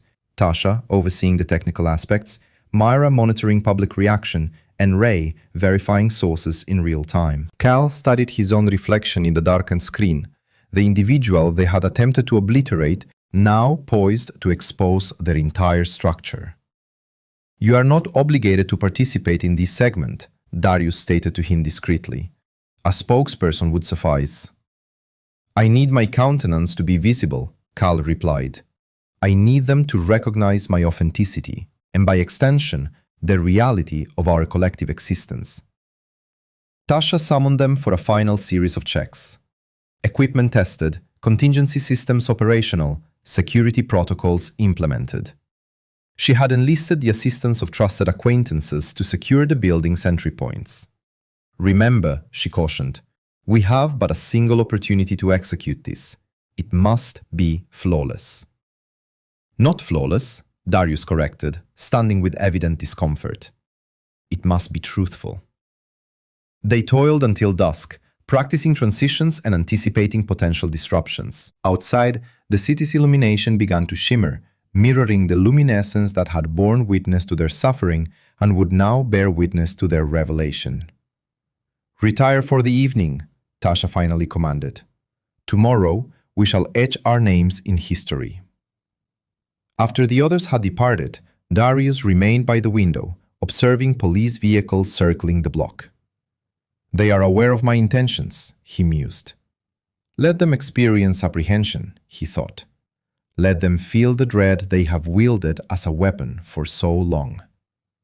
"They took everything," he whispered again, his hand touching his bruised cheek. "Now I shall seize their power."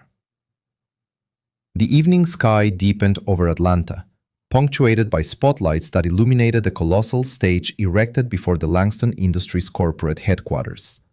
Colossal digital screens loomed overhead, broadcasting live feeds to the multitude gathered in the plaza below. Law enforcement barriers strained under the pressure of the surging crowd, while news helicopters circled like agitated avians. Darius stood in the wings, adjusting his necktie.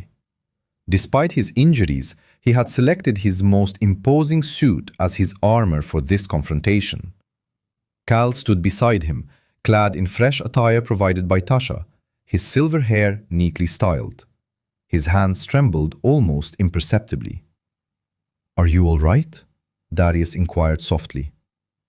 "For so long I have been unseen," Cal whispered.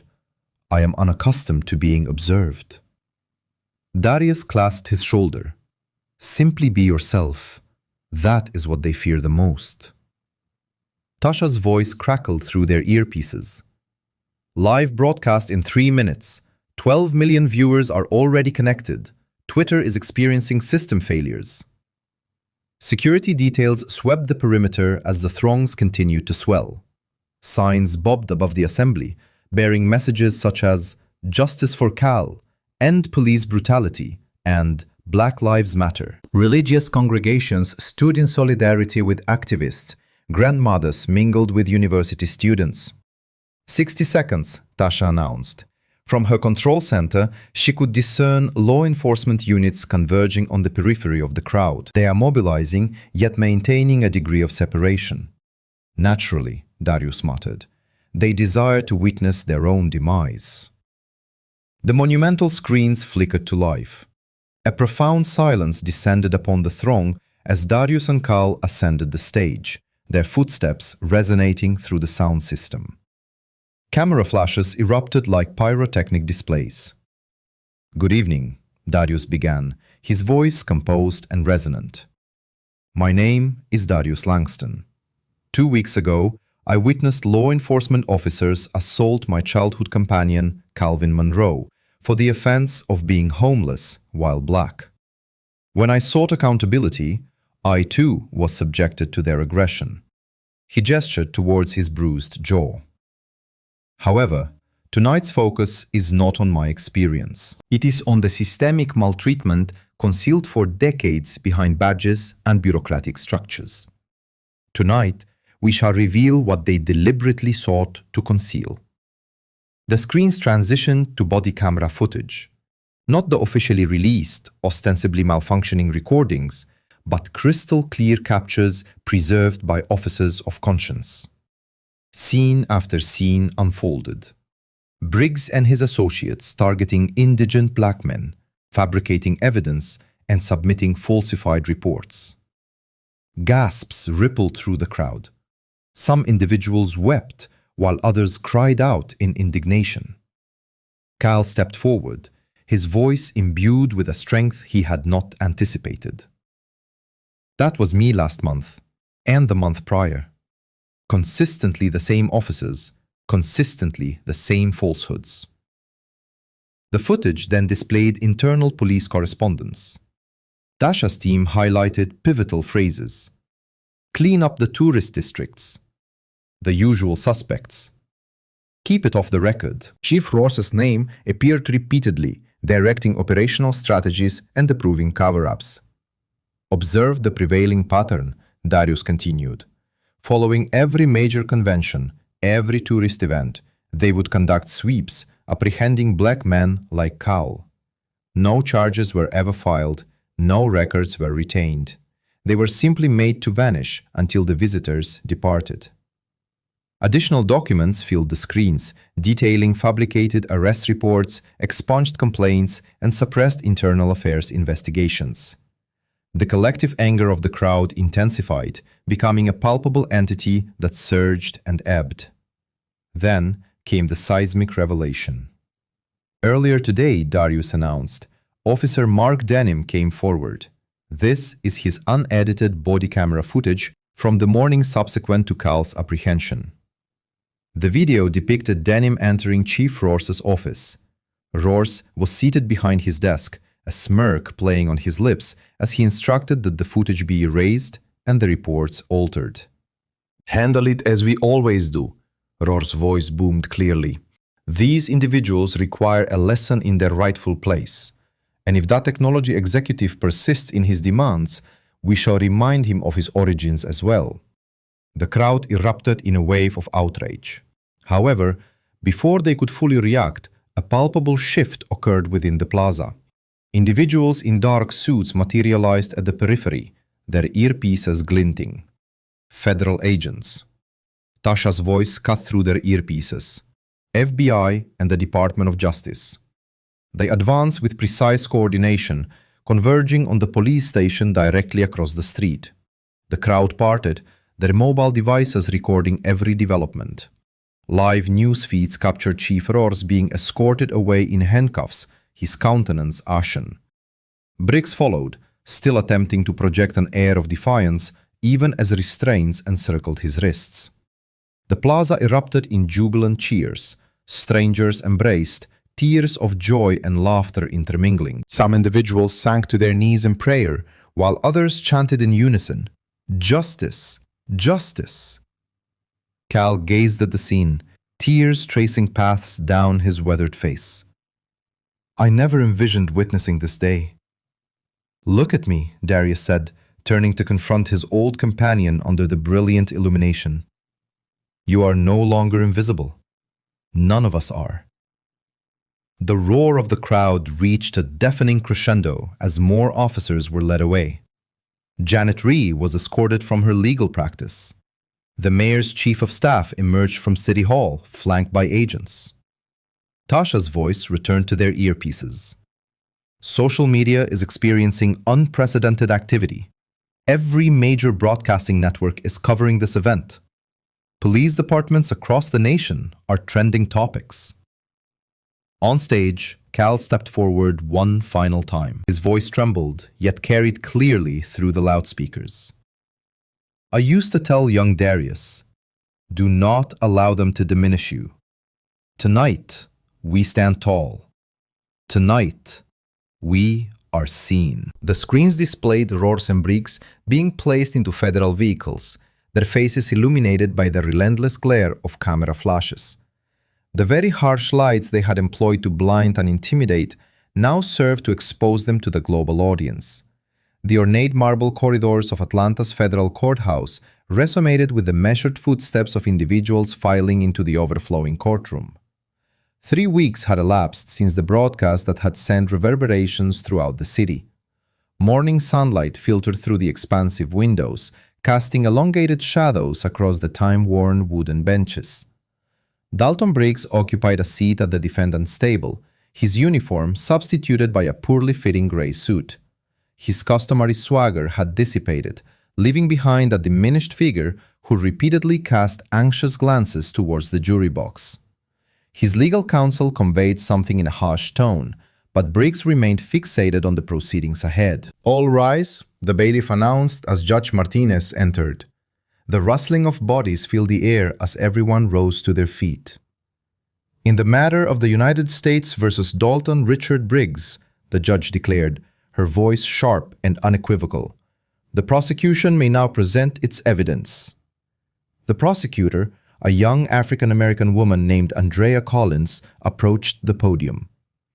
"Your Honor, the government will now present video evidence of the defendant's consistent pattern of misconduct." The courtroom lights dimmed. Screens flickered to life, displaying the now familiar scene in Piedmont Park. However, this time, it was not merely Myra's mobile phone footage. Multiple perspectives played concurrently, incorporating surveillance camera feeds, bystander videos, and even partial body camera recordings recovered from damaged data storage. Cal's quiet humming as he fed pigeons. Briggs's aggressive approach, the shopping cart careening over. In the present, Cal closed his eyes, but Darius gently grasped his arm. "Look at him," Darius whispered. "He must confront the consequences of his actions." The videos continued to play.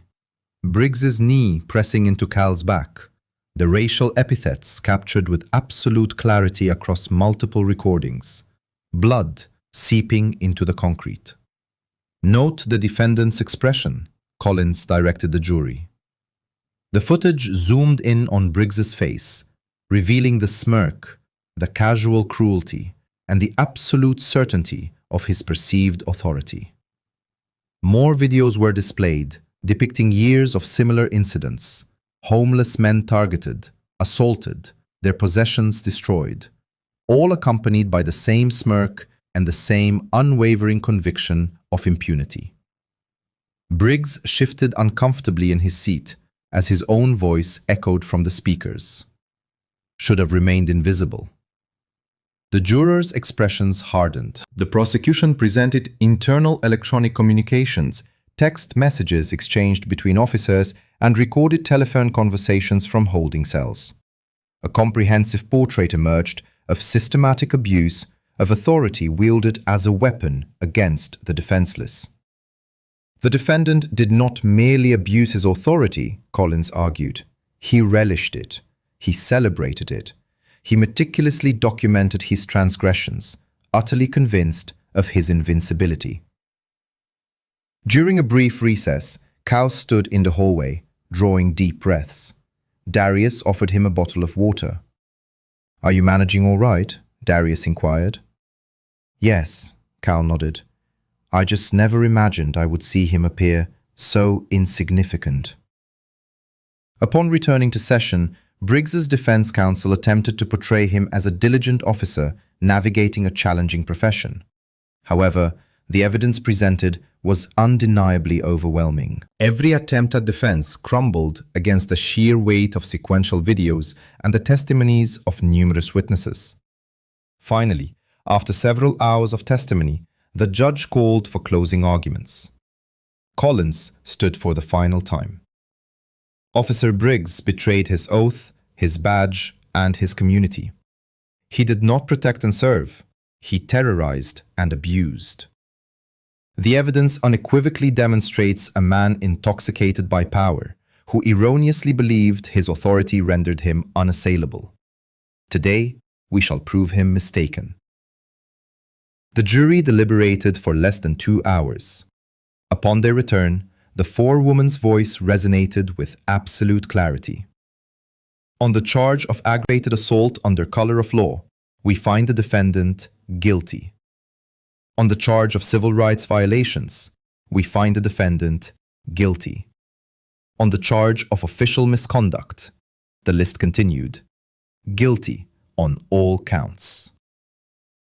Judge Martinez's gaze fixed on Briggs as she pronounced the sentence. Mr. Briggs, you desecrated everything your badge purportedly represented. You exploited your authority to terrorize the vulnerable. You exhibited no mercy, no humanity, and no remorse. I sentence you to 15 years in federal prison. The smirk had finally and completely vanished from Briggs's face as officers, his former colleagues, approached him with handcuffs. Outside the courthouse, reporters swarmed the steps. Headlines flashed across mobile phone screens. Mayor Shaw announces resignation. Attorney Janet Rhee faces disbarment hearing. Police reform bill passes city council. Cal stood bathed in the sunlight, observing Briggs being led to a prisoner transport van, a walk of shame he had imposed upon so many others. Darius stood beside him, both men in silent contemplation as they witnessed justice unfold. "You know what I keep contemplating?" Cal said softly. "That day in the park, feeding those pigeons. Such a simple act, merely existing in peace." Darius nodded. You will experience that tranquility again. We all will. They watched the van recede into the distance, conveying Briggs to the commencement of his 15-year sentence. No sirens, no flashing lights.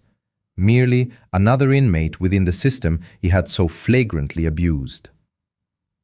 "Justice is not about retribution," Darius stated, patting Cal's shoulder. "It is about remembrance.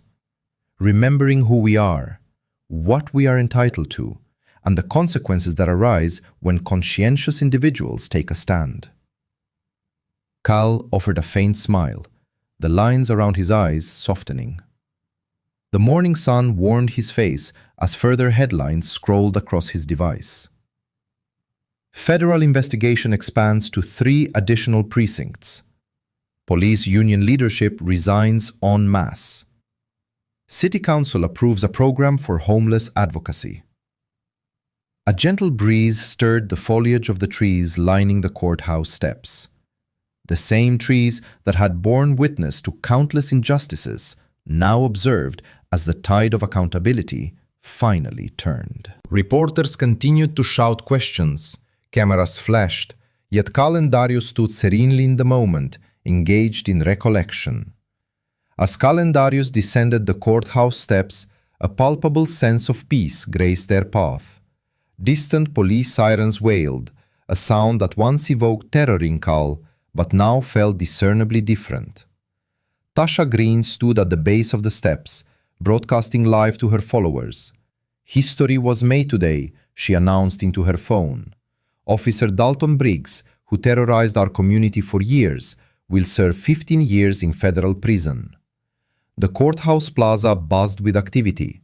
News vans lined the street, their satellite dishes extending toward the sky like metallic arboreal structures.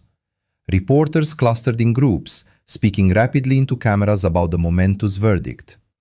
"Mr. Langston," they called out. "Mr. Monroe, a statement, please." Cal paused, his hand gripping the stone railing. The same hands that had been pressed into concrete on that fateful day in the park now steadied him as he faced the assembly. The memory of Briggs's knee on his back flashed through his mind, starkly contrasting with the image of Briggs being led away in handcuffs. "Do you wish to articulate something?" Darius inquired quietly. Cal straightened his new blazer, a gift from Darius that still felt unfamiliar against his shoulders. "Perhaps it is time." Myra Jenkins pushed through the throng, her phone raised, much like on that initial day in the park. But now she smiled, offering an encouraging nod. Other familiar faces appeared. Shelter workers who had aided Cal over the years, community members who had provided testimony, and even Officer Denham, who had agreed to testify against his former partner. Cal stepped forward, and the microphones tilted toward him like metallic blossoms seeking the sun. His voice, once suppressed by apprehension, resonated clearly across the plaza. "I was invisible," he began. "That is precisely what they desired.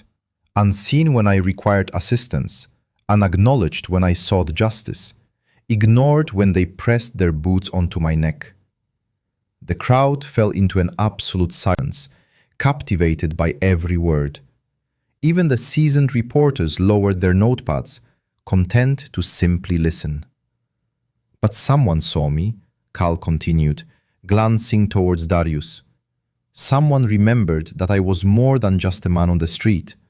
And that, he concluded, is what justice truly embodies. Being perceived, being heard, being recognized as human. Inside the courthouse, Briggs was undergoing the processing procedures for transfer. Through the high windows, they could observe him shuffling in chains, the same manner in which he had compelled countless others to shuffle before him. His arrogant smirk had dissolved into an expression of utter disbelief. A news helicopter circled overhead, its rotors churning the air as it captured the historic moment. On the courthouse screens, the broadcast transitioned between Briggs's sentencing and Mayor Shaw's resignation speech, delivered elsewhere in the city. The mayor's meticulously constructed persona of progressive leadership had shattered under the immense weight of exposed corruption. Across the city, Janet Rhee confronted the Bar Association's Ethics Committee, her legal license and professional reputation in ruins. The very system she had attempted to manipulate had turned against her, demonstrating that justice, though often delayed, is ultimately inexorable. "What lies ahead for you, Mr. Monroe?" a young journalist inquired. Cal's hand brushed against the small Bible tucked inside his coat, not the one Briggs had desecrated, but a fresh copy Darius had gifted him, its pages filled with hopeful declarations. "The next step is recalling our true selves, who we all fundamentally are." The late afternoon sun stretched long shadows across the public square as more individuals congregated. Community organizers distributed leaflets detailing new oversight boards for law enforcement. Organizations championing the unhoused discussed initiatives being financed by redirected funds from police department budgets. Darius moved to the forefront, his presence strong, yet remarkably compassionate. The same authority he had formerly commanded in executive meeting rooms had been repurposed into something far more profound. It was a strength now employed to uplift others, not to subjugate them. "Justice was achieved on this ground today," Darius addressed the assembly. "However, our endeavor is far from complete. Every individual like Cal Monroe merits recognition. Every voice deserves to be amplified."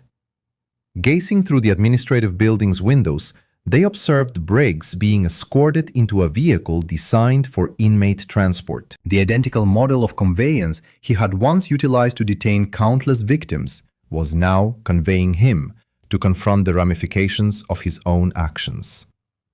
The scales of equity had completed their arc. Tasha's live broadcast displayed a viewer count exceeding 1 million. The unfolding narrative had captivated the nation, not solely due to its dramatic turns, but for its inherent veracity. Every individual who had ever experienced a sense of helplessness saw their own struggle reflected in Cal's triumph. Officer Denham approached with hesitation, his official insignia removed, but his moral compass intact. "I deeply regret my delay in speaking out," he confessed to Cal. Cal regarded him for a brief period. "Yet, you did speak out. That is the essential aspect." The autumnal breeze intensified, sending more fallen leaves skittering across the courthouse steps. Cal recalled a simple pleasure, feeding the pigeons in the park. A wholly ordinary act of being that had ignited Briggs's fury. Now he stood erect, visible, undeniable. Darius rested a hand on Cal's shoulder, a gesture of unwavering support. "Justice is not about retribution," he stated softly. "It is about remembrance." Cal nodded, absorbing the significance of his words, remembering his identity before the harsh realities of the streets, remembering his inherent worth when others sought to diminish it, remembering that justice, much like the dawn, invariably pierces the darkness. Gradually, the assembled throng began to disperse, but the resonance of the day's occurrences lingered in the atmosphere like the subtle scent of autumn wood smoke. Televisions throughout the city displayed fleeting images of Briggs's downfall, starkly contrasted with the brutal assault he had perpetrated in the park. This juxtaposition powerfully conveyed its own message. Unchecked authority breeds corruption, but justice ultimately prevails, and humanity is reaffirmed. I hope you found this narrative engaging. Kindly extend it to your acquaintances and subscribe to ensure you don't miss our subsequent offerings. In the interim, I have personally selected 2 additional stories that I believe you will find compelling. I wish you a most excellent day.